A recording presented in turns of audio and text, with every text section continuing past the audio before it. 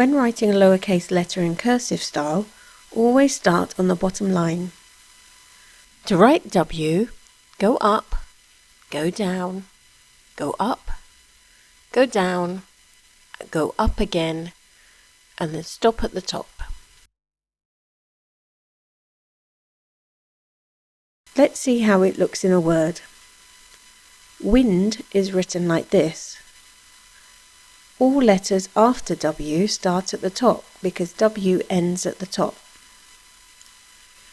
News is written like this.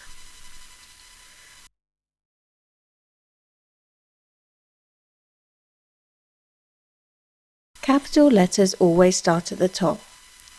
To write capital W, go down, go up, go down, and back up again.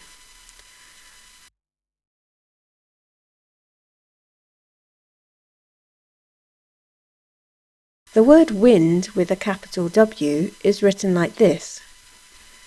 Capital letters never join with the rest of the word.